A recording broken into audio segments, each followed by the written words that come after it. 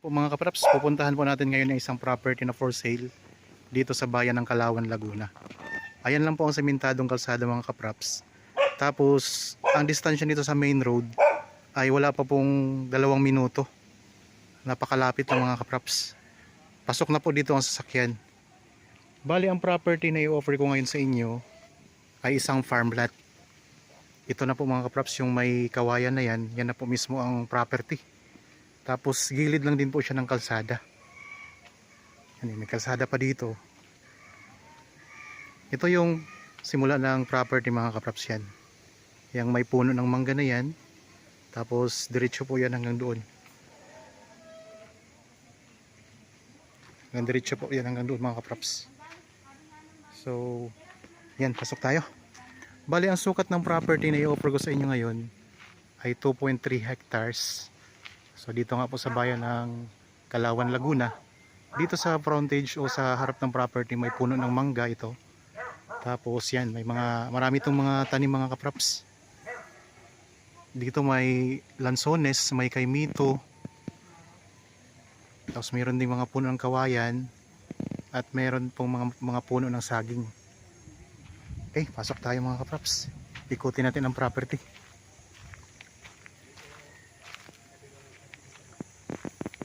Yan, ito yung mga tanim niya. Patag na patag din ang lupa. Anong sakop nito? Sapa? Ilog? Ilog na mismo kay. So mayroon itong boundary na ilog. At saka may bukal pa. Tara! Ikot tayo. Saan tayo dadaan?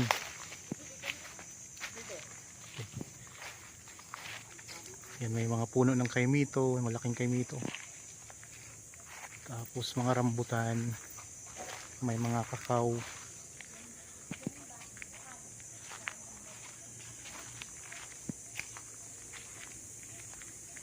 Mga lansones. Ha?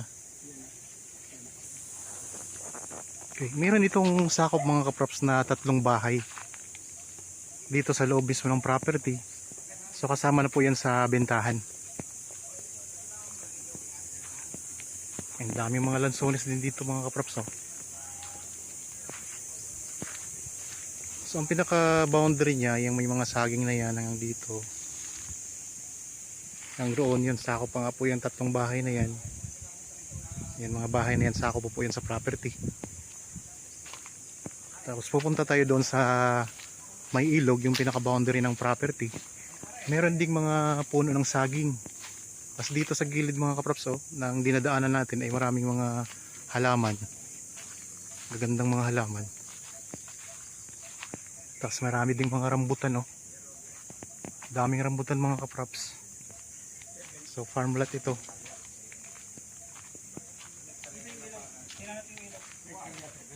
Puntahan natin ang ilog. So 2.3 hectares ito mga kapraps. Tapos sa tabing ilog, sa tabing property, mayroong mga tanim na puno ng kawayan. Okay.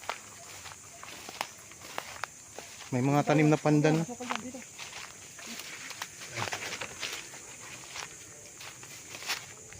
Meron ding mga puno ng abukado at may langka.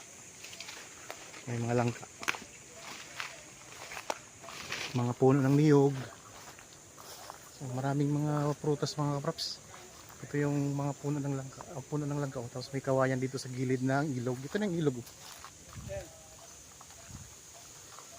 Yun. Pinaka-boundary na ito ng property. Ilog. Oh, ilog.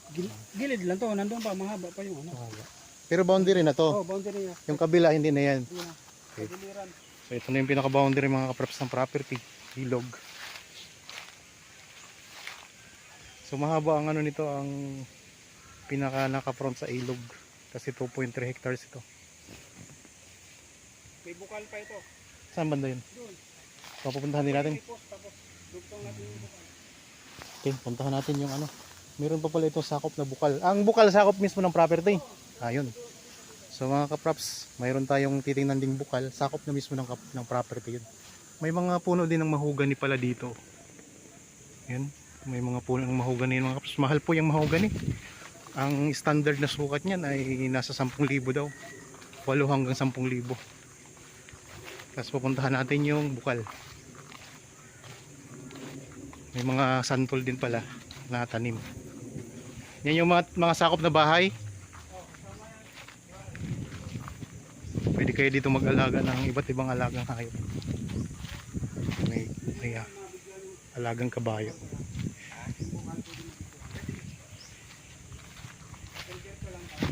Oh, diretso lang yan yung palusong na ganyan. Nandiyan yung lipat. Gano'n sa ilalim.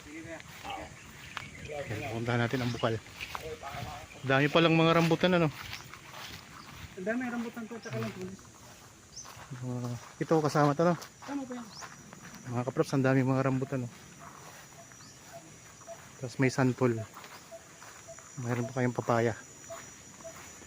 Mga papaya, may mga santol. Saging.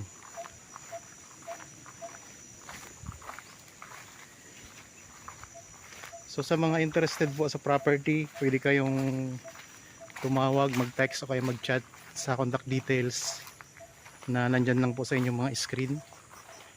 Viber, cellphone number, Facebook Messenger, at saka mga cellphone number. Ayan, ang mga rambutan, ang ganda. Dito sa part na to, mga rambutan na nakatanim. Ang daming rambutan yan. Hanggang doon pa yan mga kaprops oh. So dito naman yung santol, tapos may mga papaya silang tinanim dito. Lalaki ng bunga oh. Ayan oh. Laki ng bunga ng papaya. Laki nito itong isa. Tara, diretso tayo doon sa bukal.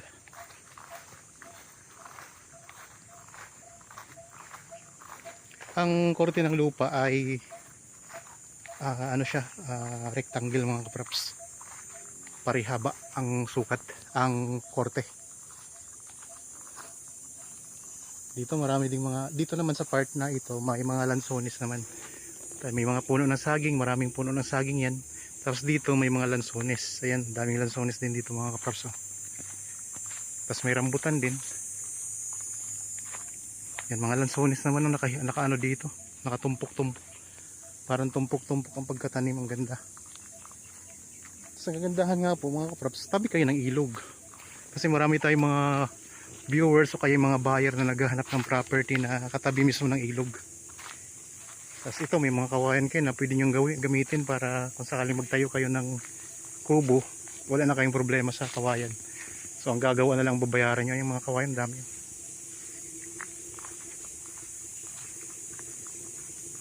Yan, dito na tayo sa bukal.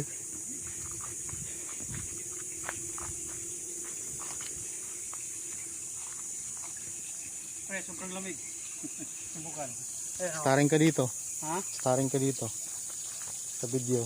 Alam, haliwa. Yan ang bukal. Ito ang bukal mga kaprops. Pwede itong inumin, di ba? Yan, pwede itong inumin mga kaprops. Ang linis ito. Tingnan nyo mga kaprops. No?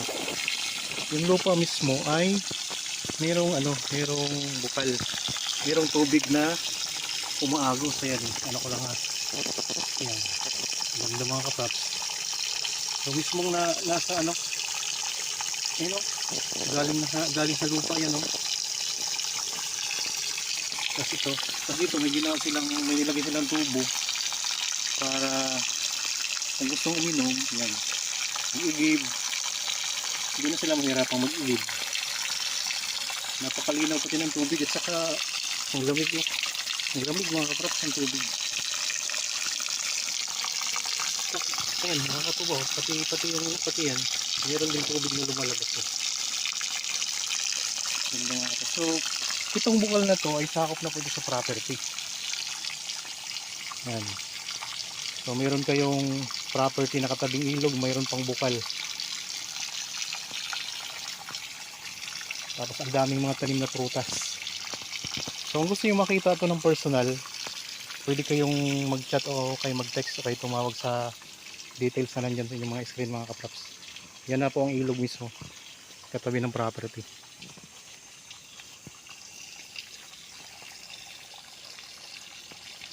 Ganda no, may bukal na ano.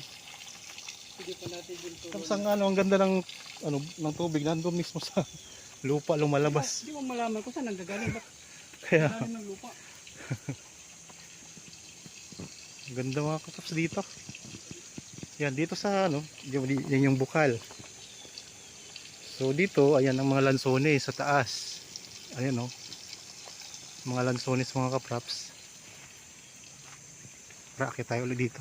Kunting lang, slope lang. Nasa ilog na tayo. Diretso pa yan doon? Diretso pa yan doon mga kapraps. Malakas po kasi 2.3 hectares. Okay.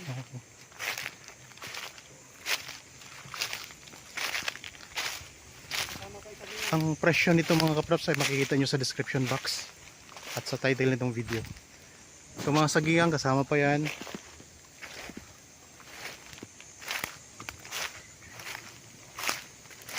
Ayos na ayos mga kapraps.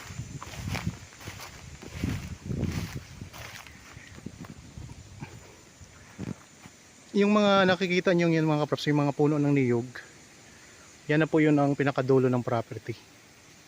So dyan tayo galing kanina sa bukal, yan po.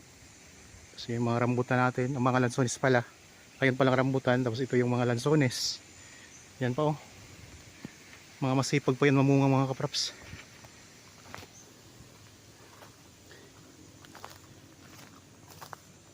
So mayroon po akong Facebook page, like po mga kapraps sa mga video doon at saka follow naman po para madagdagan ng followers ko. Kasi nagpo-post din kami doon ng mga property. Yung mga short videos lang po mga kapraps para mabilis agad namin ma-post. So ayun, balik na ulit tayo dito sa hindi na natin kanina na mga rambutan So ulitin ko lang mga kapraps, ang property na ito ay 2.3 hectares. Titulado, may sakop po na 3 bahay, katabi ng ilog, package na to. Meron pang bukal sa loob mismo ng property. Tapos ang mga tanim, ang dami. Ayan, ito yung puno ng santol. Santol, langka, mangga, abukado, rambutan, mga lansones, saging. Tapos may mga kawayan sa gilid. Nandito sa gilid may mga kawayan sa gilid ng ilog. Meron na ditong linya ng kuryente at saka tubig. Patag na patag po ang lupa.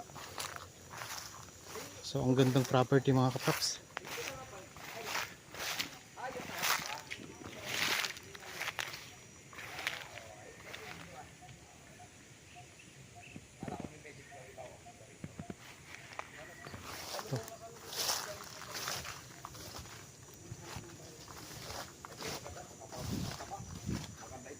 Ako pag natanggal tong ibang natabas na ng konti ang ganda Ganda nito. niyan. Minamawir pa itong mga rambutan ito. Palataplat ang damo niya. Napakaganda nito. Yung teka. Ay naku. Ay okay na. Yan, pwede ka dito mag-alaga ng mga manok mga kaprap sa panabong lang. Ang poultry hindi pwede rito at maraming mga bahayan na rin po sa may bandang unahan yung kaninang dinaanan natin. So ito yung mga bahay kanina nasakop ng property. Yan po, 3 yan. Dito yung 1, 2, 3. So 3 bahay po ang sakop nito. Yan, pabalik na tayo doon sa unahan ng property mga kapraps. Sa mga viewers po ngayon, maraming salamat po. Lalong na sa mga subscriber ko, tayo po ay umabot na ng 11,000. So maraming salamat po sa pagsuporta. At sana po ma-share nyo na rin po ito sa inyong mga kakilala, kaibigan, kamag-anak na naghahanap ng property na gustong gawing investment.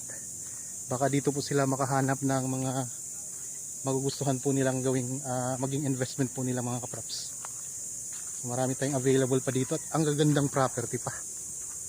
So para naman po sa karagdagang katanungan, dyan lang din po kayo kumontak sa mga contact details na ayan lang po sa inyong mga screen mga kapraps. So may mga katanungan kayo, gusto nyo pong malaman, kontakin nyo lang po kami para masagot po namin ang inyong mga tanong. So ang kagandahan po mga kapraps, tabing kalsada lang itong property. Ayan lang po ang kalsada, oh, yung pinanggalingan natin kanina sa pinakauna ng video. At sa main road po, ang distansya nito ay wala pang 2 minuto na travel time mga kapraps. Napakalapit lang po. At saka sa mismong bayan ng Kalawan, ito ay napakalapit lang din kasi mga kulang-kulang 5 minuto lang ay nandoon ka na sa town proper. Okay, sana po ay nagustuhan nyo ang property na in-offer ko sa inyo ngayon. Para po sa mga bago pa lang sa aking channel at napadaan lang dito sa aking channel, huwag nyo pong kalimutang mag-subscribe at pindutin na rin po ang notification bell para maging updated kayo sa mga bagong property na i-offer namin. Maraming salamat po, lagi tayong mag-iingat at God bless po sa ating lahat mga kapraps.